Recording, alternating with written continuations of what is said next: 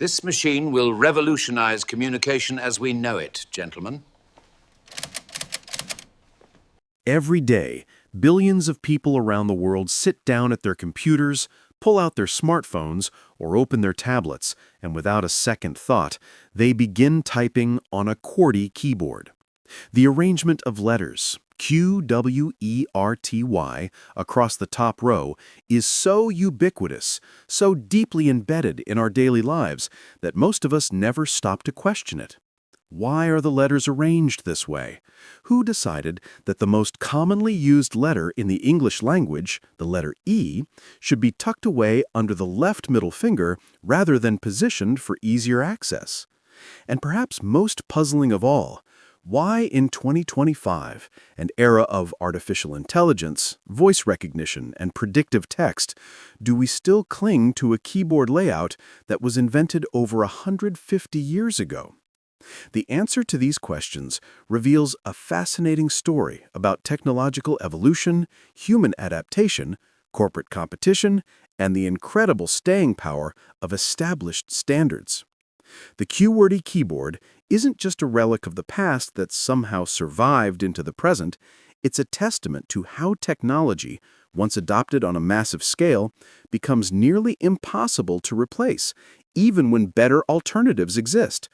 This is the secret history of QWERTY, a tale that begins in the workshops of 19th century America and continues to shape how we communicate in the digital age. The birth of the typewriter. To understand the QWERTY keyboard, we must first travel back to the 1860s and 1870s, a period of tremendous innovation in America. The Civil War had just ended, the Transcontinental Railroad was being completed, and inventors were racing to create machines that could transform business and communication.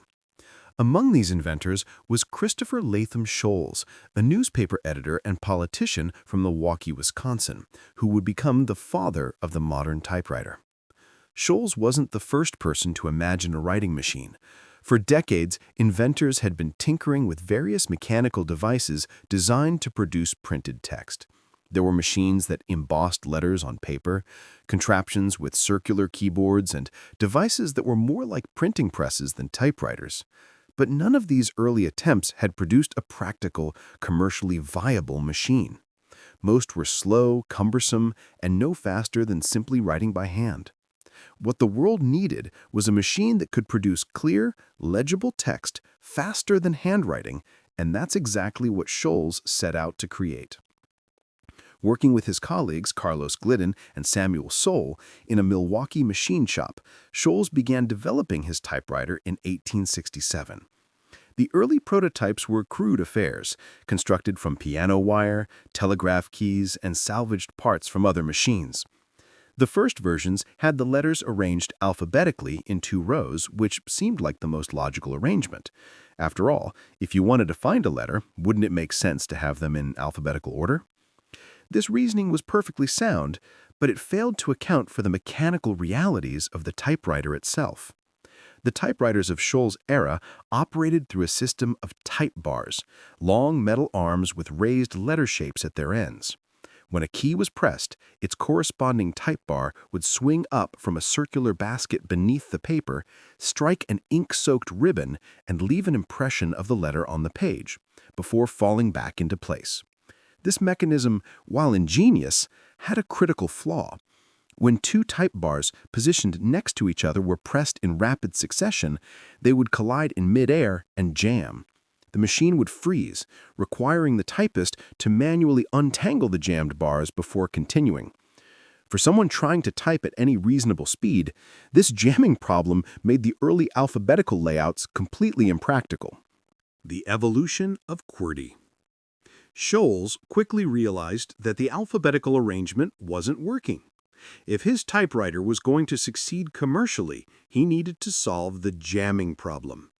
His solution was both clever and counterintuitive. Instead of arranging the letters for the convenience of the typist, he would arrange them to accommodate the limitations of the machine.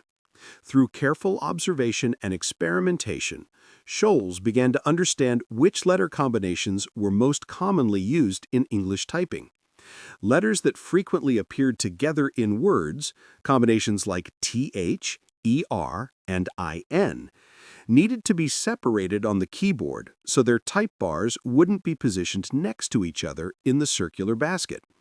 Over the next several years, from 1867 to 1873, Scholes went through more than 50 different keyboard layouts, constantly testing and refining his design. He studied the English language, analyzing which letters appeared most frequently and which combinations were most common. He experimented with different arrangements, built prototype after prototype, and recruited typists to test his machines. Some accounts suggest he even consulted with telegraph operators, who were among the fastest keyboard users of the era, to understand the patterns of rapid sequential typing. The layout that eventually emerged from this process was, by modern standards, quite strange. The most commonly used letter in English, E, was positioned under the left middle finger. The second most common letter, T, went under the left index finger. The letter A, another frequent character, was assigned to the left pinky, the weakest finger.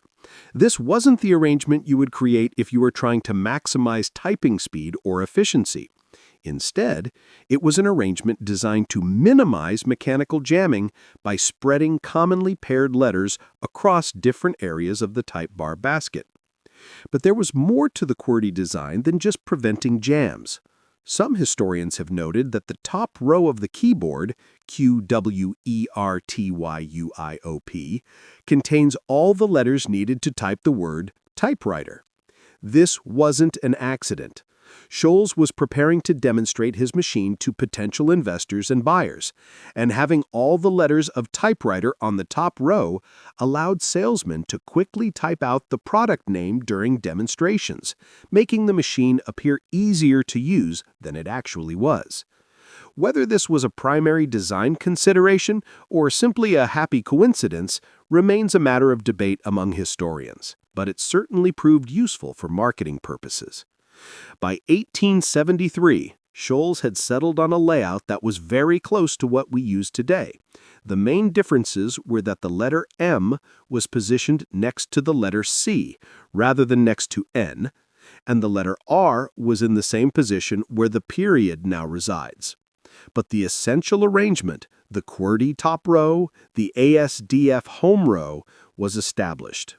Satisfied that he had created a workable design, Scholes sold the manufacturing rights to his typewriter to E. Remington & Sons, a company that had made its fortune manufacturing firearms during the Civil War and was now looking for peacetime products to manufacture.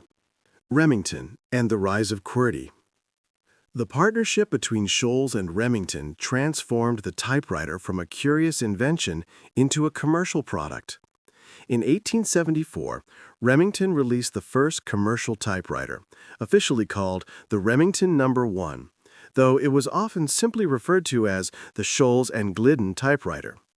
This machine featured the QWERTY layout, or something very close to it, and it represented a significant improvement over earlier writing machines. It was faster than handwriting, produced uniform, legible text, and while it still jammed occasionally, it was far more reliable than previous typewriters.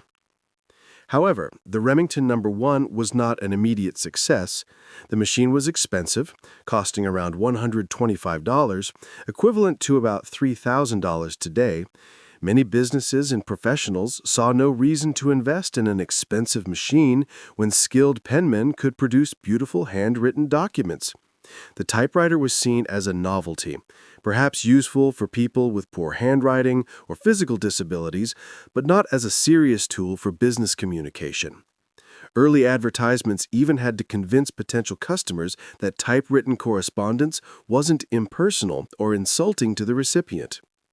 What changed everything was the gradual professionalization of office work and the explosive growth of American business in the late 19th century.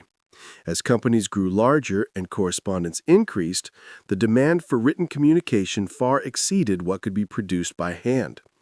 Businesses needed a way to produce more documents more quickly with greater consistency and legibility. The typewriter was the answer to this need.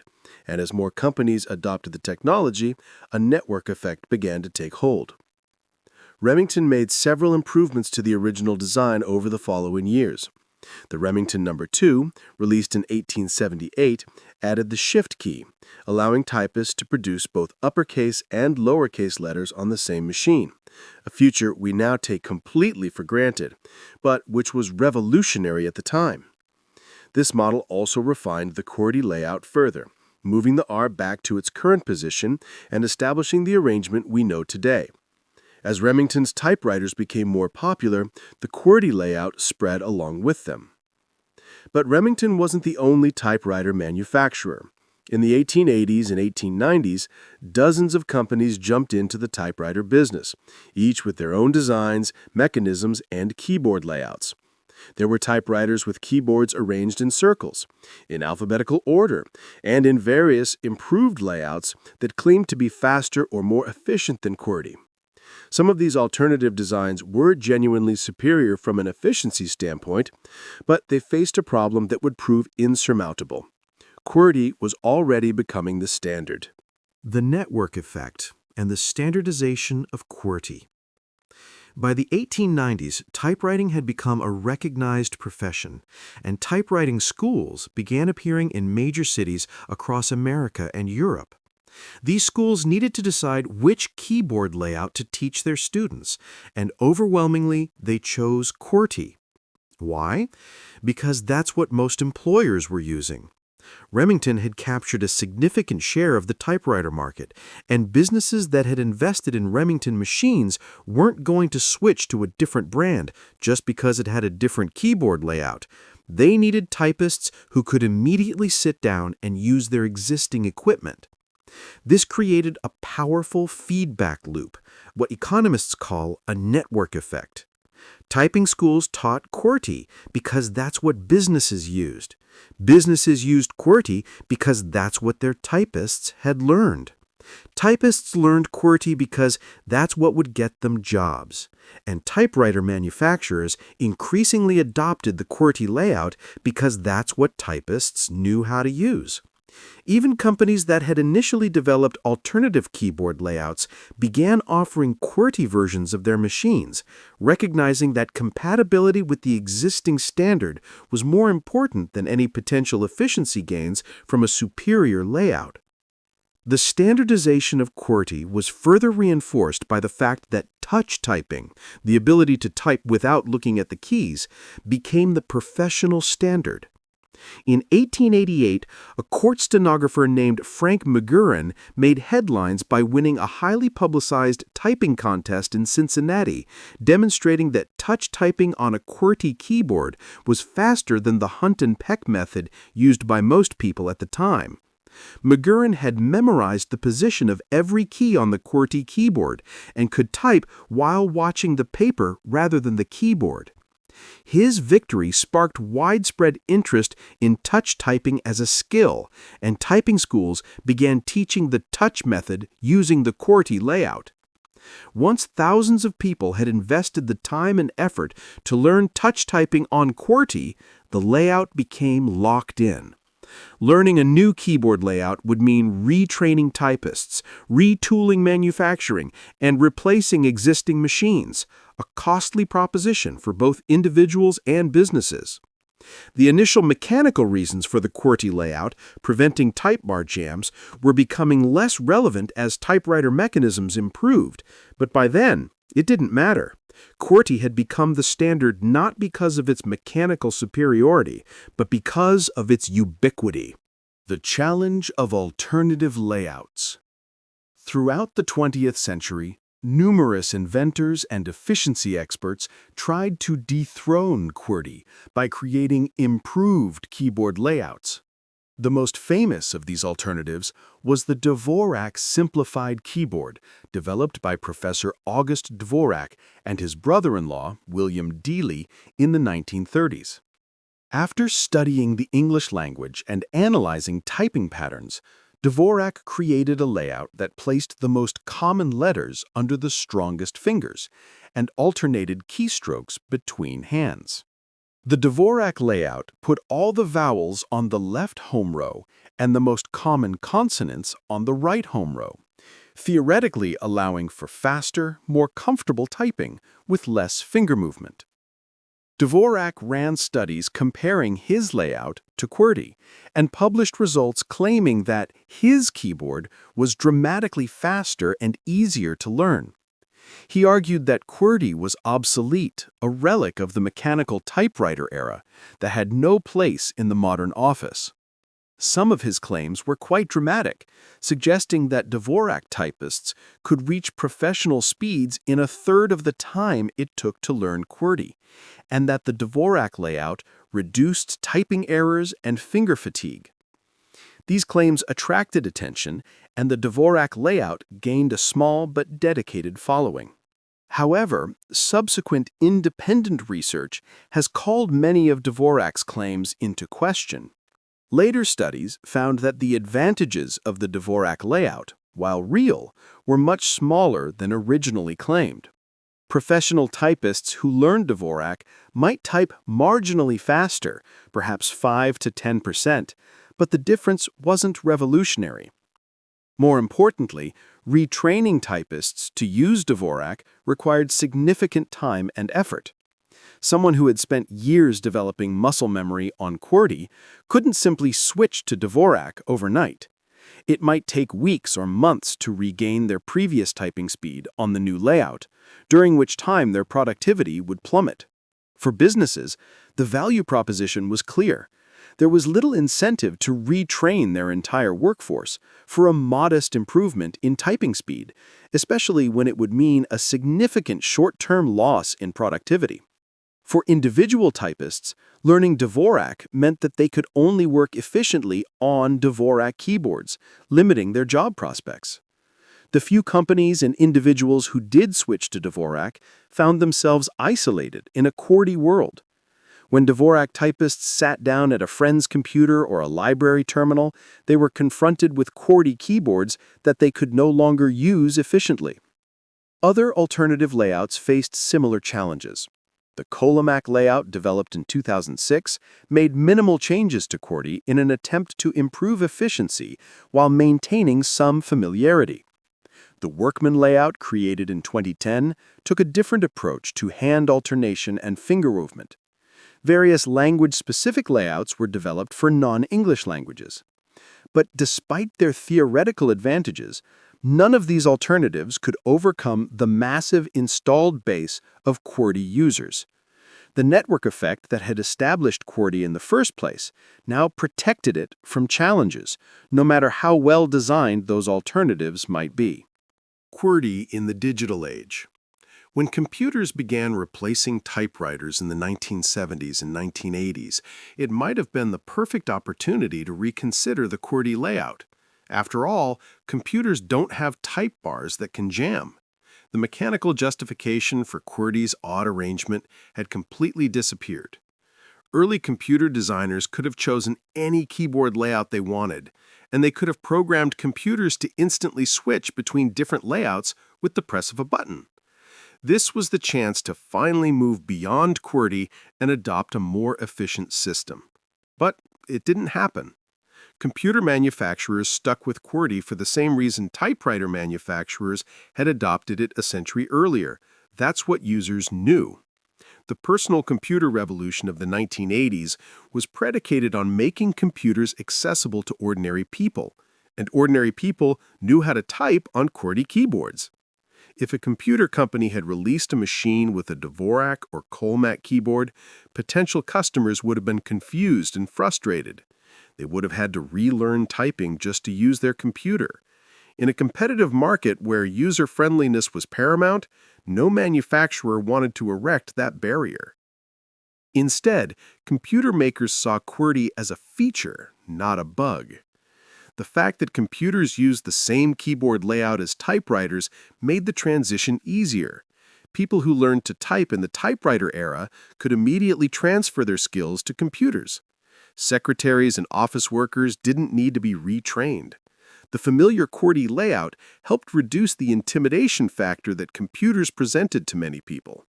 In this way, QWERTY actually facilitated the computer revolution by providing continuity between old and new technology. As computers evolved, so did keyboards, but the QWERTY layout remained constant.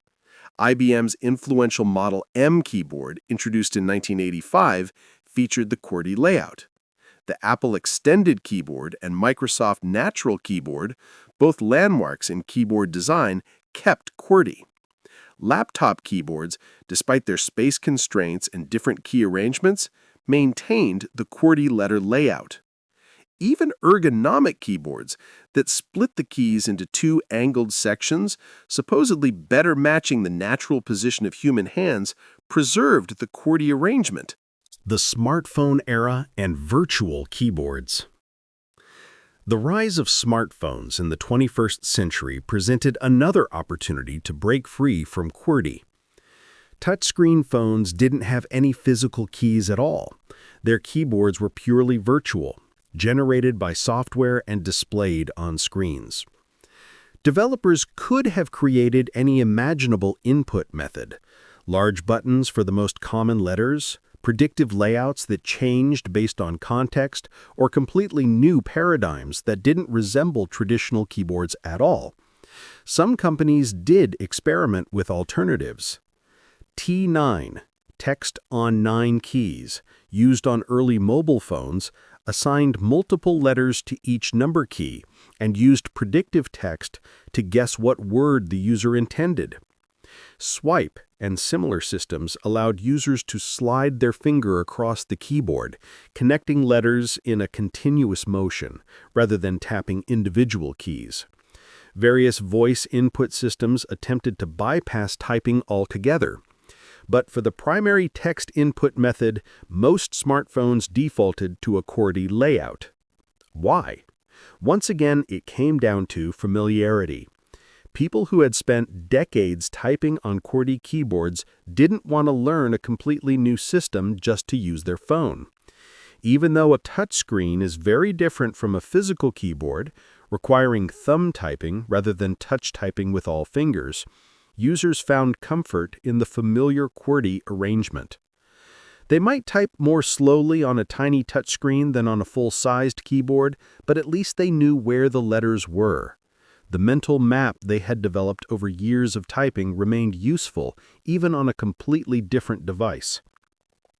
Phone manufacturers also recognized that people used multiple devices. Someone might type an email on their laptop, continue it on their tablet, and finish it on their phone. Having the same QWERTY layout across all these devices provided consistency and reduced the cognitive load of switching between them. If laptops used QWERTY, tablets used Dvorak, and phones used some entirely new system, users would have to constantly mentally translate between different keyboard layouts, a recipe for frustration and errors. Interestingly, younger generations who grew up with touchscreen devices, people who learned to type on phone keyboards before ever using a traditional computer, still encounter and learn QWERTY. Schools still teach touch typing on QWERTY keyboards. Standardized tests are often taken on computers with QWERTY keyboards. College assignments are written on laptops with QWERTY keyboards. Even someone who primarily types on a phone needs to be familiar with QWERTY for those situations where they use a computer. The ubiquity of QWERTY across educational and professional contexts ensures its continuation. The psychology of path dependence. The persistence of QWERTY well into the 21st century is a classic example of what economists and social scientists call path dependence, the idea that decisions made in the past, even for reasons that are no longer relevant, continue to shape outcomes in the present. Once a particular technology or standard becomes established, it creates an ecosystem that reinforces its continued use, making it extremely difficult for alternatives to gain traction, regardless of their merits. Path dependence isn't just about economics or technology, it's deeply psychological. Human beings are creatures of habit, and breaking established patterns requires significant cognitive effort. Once we've learned to do something a particular way, whether it's tying our shoes, driving to work, or typing on a keyboard, that pattern becomes automatic, embedded in our muscle memory and mental processes. Changing these ingrained behaviors is mentally taxing, even when we intellectually understand that the new way might be better. Consider what it's like to learn a new keyboard layout after years of using QWERTY. The keys are right there in front of you, but when you try to type, your fingers automatically move to where they know the letters are supposed to be. The letter A is under your left pinky, except now it isn't. The letter T is under your left index finger, except now it's somewhere else. Every word requires conscious thought about finger placement. Your typing speed plummets. You make constant errors. It feels frustrating and unnatural, like your hands are betraying you. This difficulty isn't just a minor inconvenience, it's a genuine barrier that prevents most people from even trying to switch. The pain of retraining is immediate and concrete, while the benefits of a more efficient layout are theoretical and distant. Economists call this hyperbolic discounting, our tendency to heavily weight immediate costs over future benefits. Even if someone could eventually type faster on Dorvac or Colmac, the weeks or months of reduced productivity required to get there feel like too high a price to pay. The social network of QWERTY. Beyond individual psychology, QWERTY persists because it's not just a personal choice, it's a social standard. When you learn QWERTY, you're not just learning to use a particular device. You're joining a network of billions of other QWERTY users. This network provides enormous value. It means you can sit down at any computer, in any office, library, or internet cafe anywhere in the world and immediately be productive. It means the keyboard shortcuts you've memorized work across different programs and operating systems. It means you can share typing tips and techniques with others. This social dimension of keyboard layouts is often overlooked, but it's crucial to understanding QWERTY's longevity. Alternative keyboard layouts aren't just different, they're isolating. A Dvorak typist can't easily use other people's computers. They can't participate in typing tutors or games designed for QWERTY. They can't benefit from the countless resources, communities, and tools built around the QWERTY standard. In choosing an alternative layout, they're opting out of a global community of practice. The standardization of QWERTY has also shaped the entire ecosystem of computer software. Keyboard shortcuts, those combinations of keys that let you quickly execute commands, are designed with QWERTY in mind. The ubiquitous Control-C for copy and Control-V for paste makes sense on a QWERTY keyboard because C and V are next to each other, making them easy to press in sequence. Video game controls, music production software, programming environments, all of these have control schemes optimized for QWERTY. Switching to a different layout means all these carefully designed shortcuts and controls are scrambled. The myth of intentional inefficiency. One popular myth about QWERTY deserves special attention because it perfectly illustrates how stories about technology can become disconnected from reality. According to this myth, Christopher Latham Scholes deliberately designed the QWERTY layout to slow typists down, preventing them from typing so fast that the typewriter would jam. This story has been repeated in countless articles, books, and internet discussions, and it has a certain intuitive appeal. It seems to explain why QWERTY is so apparently inefficient. However, this intentional inefficiency narrative is almost certainly false. While Scholes did arrange the keys to prevent jamming, he did so by separating commonly paired letters, not by making the keyboard harder to use overall. There's no evidence that he tried to slow typists down. Quite the contrary, he spent years trying to make his typewriter as fast and practical as possible. The goal was to prevent jams while allowing for maximum typing speed, not to deliberately hobble the machine. This myth persists because it provides a simple, satisfying explanation for why we're stuck with QWERTY. It allows us to imagine that QWERTY is obviously inferior, that anyone can see it's inefficient, and that we only use it because of a historical accident or deliberate sabotage. The reality is more nuanced. QWERTY isn't dramatically inferior to alternatives for most users. Yes, alternative layouts can provide modest efficiency gains, but they're not revolutionary. The differences are smaller than the myth suggests, which helps explain why QWERTY has been so hard to dislodge. QWERTY in 2025 and beyond. As we find ourselves in 2025, QWERTY shows no signs of disappearing. If anything, its dominance has only strengthened with the global spread of computers and smartphones. Billions of people in countries around the world type on QWERTY keyboards every day, even in nations where English isn't the primary language. While some countries have developed their own keyboard standards for typing in their native scripts, like the QWERTZ layout in Germany or the AZERTY layout in France, these are variations on the QWERTY theme rather than completely different systems. New technologies that might have threatened QWERTY have instead accommodated it.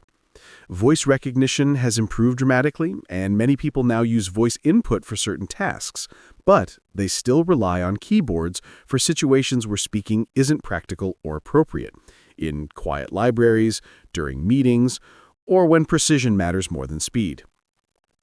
Gesture recognition, eye tracking, and brain-computer interfaces have all been explored, but none have displaced the keyboard for everyday text input.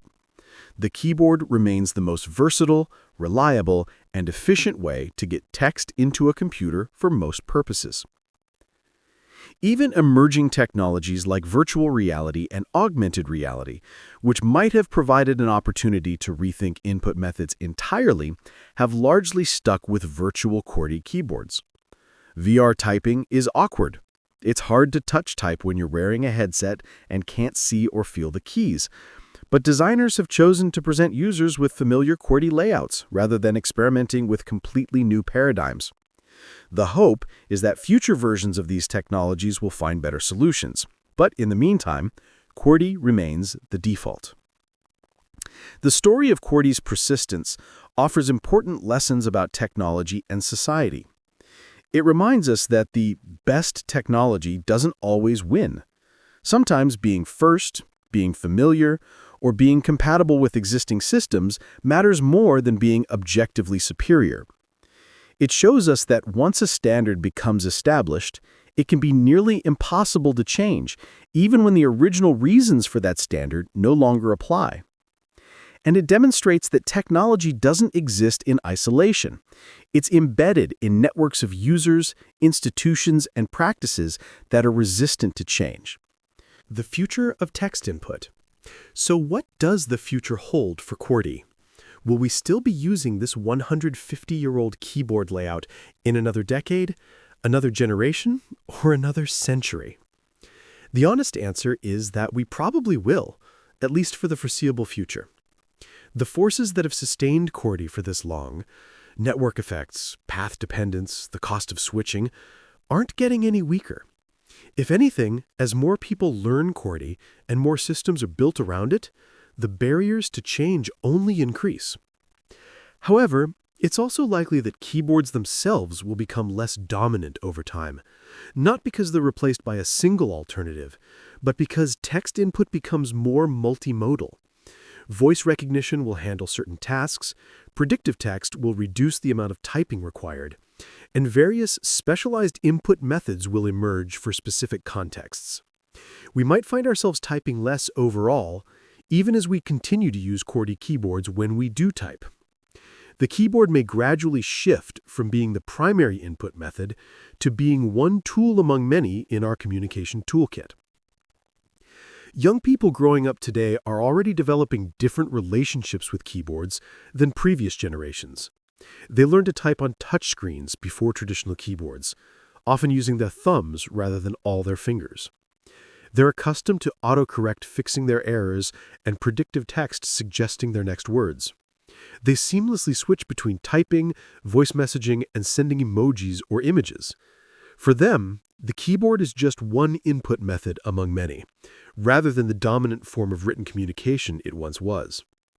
These generational shifts might ultimately erode QWERTY's dominance in ways that alternative keyboard layouts never could, not by offering a better keyboard, but by making keyboards themselves less central to how we communicate.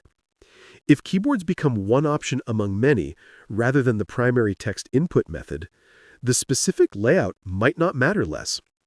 QWERTY could persist indefinitely as the standard keyboard layout simply because the question of keyboard layout becomes less important overall. The cultural legacy of QWERTY. Beyond its practical function, QWERTY has become a cultural artifact, a piece of technological history that connects us to previous generations.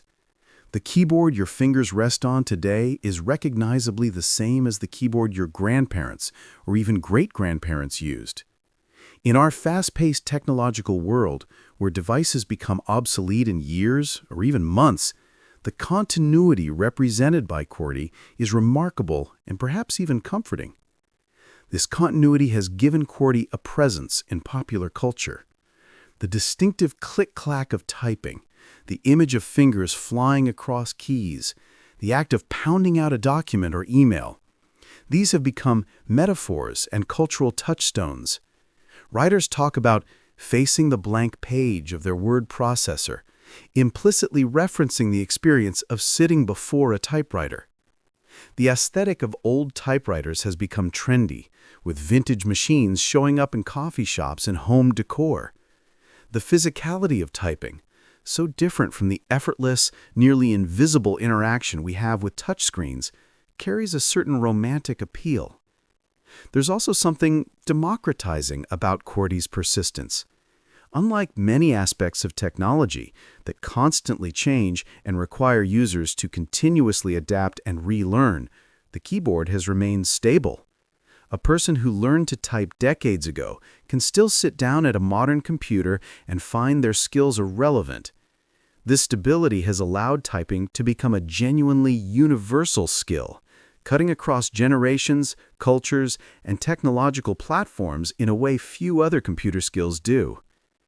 The phrase QWERTY itself has entered the language as a shorthand for established standards that persist beyond their original justification, for the power of network effects, and for the difficulty of changing entrenched systems. Economists and social scientists speak of QWERTY effects when discussing path dependence and lock-in. The keyboard has become a case study in business schools and economics courses, an example of how historical accidents can have lasting consequences. In this way, QWERTY has transcended its origins as a solution to a typewriter jamming problem and become a symbol of how technology and society co-evolve. Conclusion: making peace with QWERTY. The secret history of the QWERTY keyboard is, in the end, a very human story. It's a story about how our tools shape us, and how we, in turn, shape our tools. It's about the compromises we make between efficiency and familiarity, between innovation and compatibility, between the perfect and the practical. It reminds us that technological progress isn't always a straightforward march toward ever better solutions, but sometimes a winding path where we carry pieces of the past with us into the future. Is QWERTY the best possible keyboard layout? Almost certainly not. Are there better alternatives? Probably, at least for certain users and certain tasks. Does it matter? For most of us, not really. QWERTY is good enough, and good enough turns out to be pretty good when combined with ubiquity, familiarity, and network effects. The billions of hours humanity has invested in learning QWERTY represent a kind of collective commitment, a shared standard that provides value precisely because it's shared. In 2025, as you type on your QWERTY keyboard, whether it's a physical keyboard on your laptop, a virtual keyboard on your phone, or any of the countless other devices we use to communicate, you're participating in a tradition that stretches back 150 years. You're using a technology that has survived the transition from mechanical typewriters to electric typewriters to computers to smartphones. You're part of an unbroken chain of typists that connects the secretary pools of the 1950s to the newspaper compositors of the 1890s to Christopher Latham Scholes himself, tinkering in his Milwaukee workshop. The QWERTY keyboard isn't going anywhere. It has become, in its own strange way, permanent, not because it's perfect, but because it's ours, a collective inheritance that will likely pass on to future generations, even if they end up using it less than we do. And there's something oddly reassuring about that continuity in our rapidly changing world. The next time you sit down to type, take a moment to appreciate the remarkable history embedded in those familiar keys. QWERTY, a relic of the past, a tool of the present, and perhaps, against all odds, a bridge to the future.